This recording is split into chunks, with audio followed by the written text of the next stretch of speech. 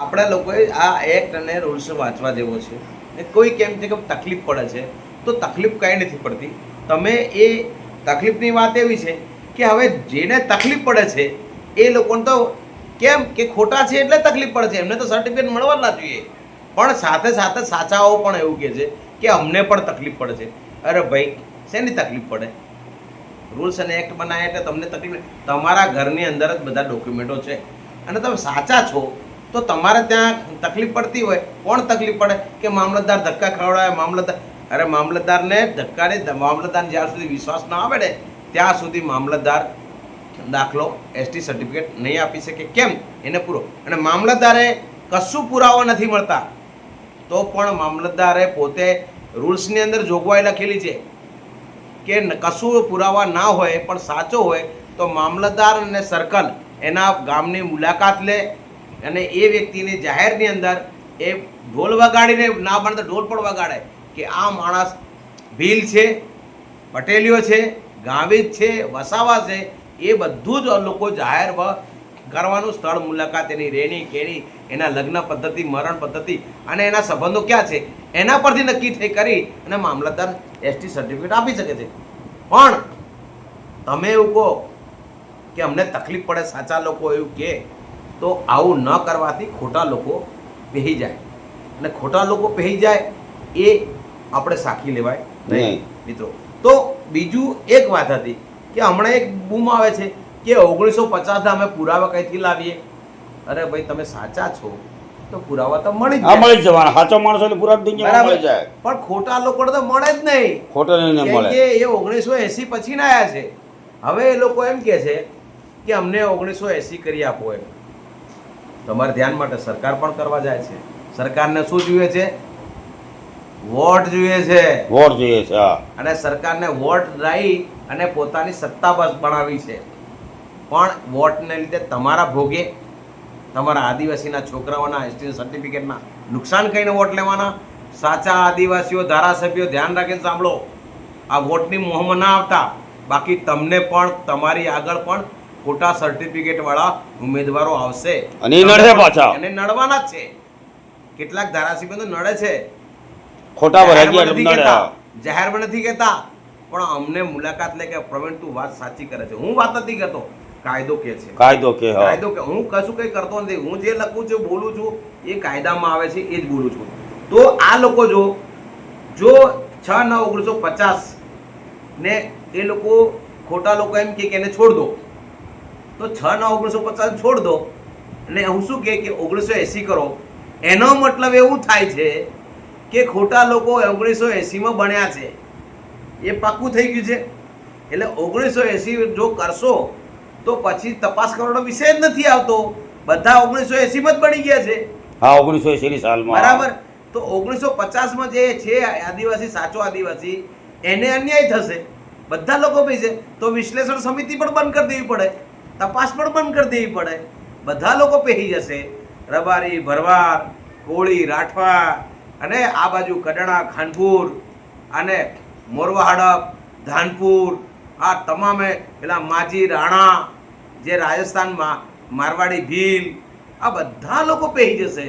મારવાડી ભીલ? હા, મારવાડી ભીલ પણ પોતે દાવો કરે છે કે અમે ભીલ છીએ એમ કે. મારવાડી લોકો? હા, મારવાડી લોકો. મારવાડી તો વાણિયામાં આવે ને?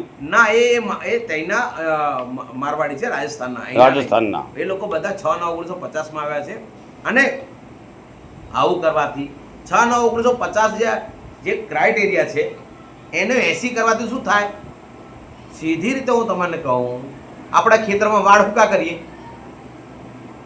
કે ઢોરું ના પહેરી જાય. અને કેવું ઢોર હોય એનાથી ઊંચું વાડ કરવી પડે, કૂદી ના જાય એમ કરીને. એટલે આપણે 7 ફૂટની વાડ કરીએ અને જો એ વાડને આપણે 3 ફૂટ કરી દઈએ તો શું થાય અર્જુનભાઈ? શું થાય? હા, બધા ઢોરો પહેરી જાય. એટલે વાડને 7 ફૂટની જગ્યાએ 3 ફૂટ કરાય તો બધા ઢોરો પહેરી જાય કે પહેરી જાય. તો મારું કેવું 6/9/1950માં સાચા આદિવાસીને કોઈ તકલીફ નથી, પણ 3 ફૂટ કરવાથી સાચા આદિવાસીને ફાયદો થશે કે નુકસાન થશે? એ નુકસાન છે ને, સીધું ગણિત છે. તો બધા અંદર પહેરી જશે.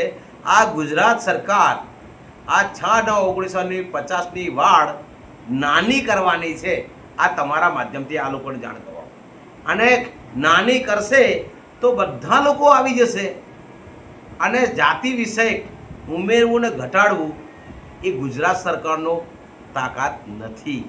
ગુજરાત સરકારની સત્તા જ નથી. એવું હે પાસે આ સુપ્રીમ આ જે છે કાયદો એ રાષ્ટ્રપતિની પ્રેસિડેન્ટની ઓર્ડર છે. આ કાયદો રાજ્ય પાર્લામેન્ટનો છે અને રાષ્ટ્રપતિની સહી કરેલી છે અને આ સહી રાષ્ટ્રપતિ પણ સુધાર વધાર ના કરી શકે. એને પાર્લામેન્ટરી બોર્ડ એટલે એને સંસદમાં કાયદો લઈ જવો પડે. કોઈ જાતિ ઉમેરવી કે કાઢવી સંસદમાં લઈ જવો પડે. સંસદમાંથી રાજ્યસભામાંથી પછી પ્રેસિડેન્ટ સહી કરે. આ ક્લિયર વાત છે. પણ આ રાજ્ય સરકારો શું કરે? વોટ બેંકની લાલચથી આ લોકો જાતિઓનો ખોટા પરિપત્ર કરી અને પેલા વિશ્લેષણ સમિતિને દબાણ કરે કે તમારે આ પરિપત્રનું પાલન કરવાનું છે. કેટલા લોકો ના પાડે છે કે આ ગેઝેટ નથી, પરિપત્ર છે. પરિપત્ર, હા, તો પરિપત્ર ના વેલ્યુ કહેવાય.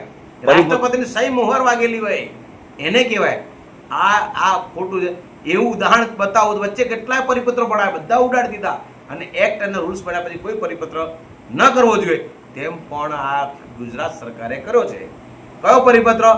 એક્ટ અને રૂલ્સ બન્યા પછી બીજો પરિપત્ર શેનો હોય? એ રૂલ્સ પ્રમાણે ચાલવાનો.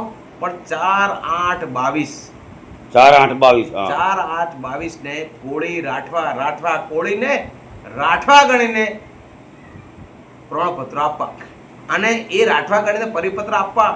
શું દેખો? સોગંદનામા પર. અરે સોગંદનામું તો માણસ પોતાના બચાવ માટે સોગંદનામું રજૂ કરે. વેલ્યુ જ નથી સોગંદનામા પર.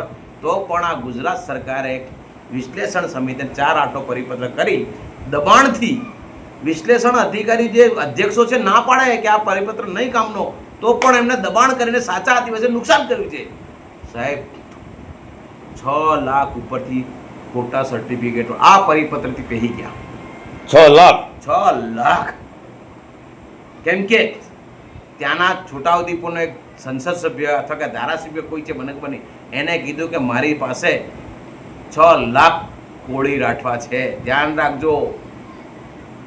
એનો મતલબ એ જ થાય કે 6 લાખને આ પરિપત્ર કર્યો અને બધા વેલી ગણ્યા તો સાચા આદિવાસીને કેટલું નુકસાન થયું. હવે આદિવાસીનો છોરો તો પછી રખડી જ જાય કે જે ખરેખર આદિવાસી અને જે આમાં ભણી નોકરી નથી મળતી પછી કઈ મળે?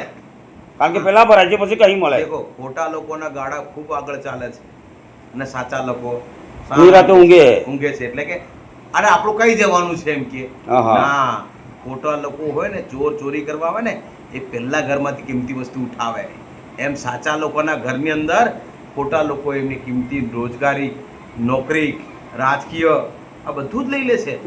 બધું ઉઠાવી લે. લોકોએ જાણવાની જરૂર છે, જાગવાની પણ જરૂર છે. ના ખબર પડતી હોય તો મને સંપર્ક કરો, ફોન કરીને પૂછી શકાય કે પ્રવીણભાઈ આમાં શું છે. પણ આપણા લોકોએ એમાં ગુમરાહ થવાની જરૂર નથી. જો તમે આ રૂલ્સને ઢીલા કરવાની વાત કરશો, રૂલ્સને ઢીલો કરવાની, એટલે કે નબળો કરવાની વાત કરશો, સરકાર મૂડમાં છે, એને તો વોટ જોઈએ છે એટલે પેલા લોકો ખોટા લોકો વોટ આપવા માટે શરતો કરશે. તો આપણા લોકોએ, સાચા લોકોએ આ રૂલ્સ એટલો મજબૂત છે કે ખોટા લોકો તડફો મારે છે, હમણાં તડપે છે.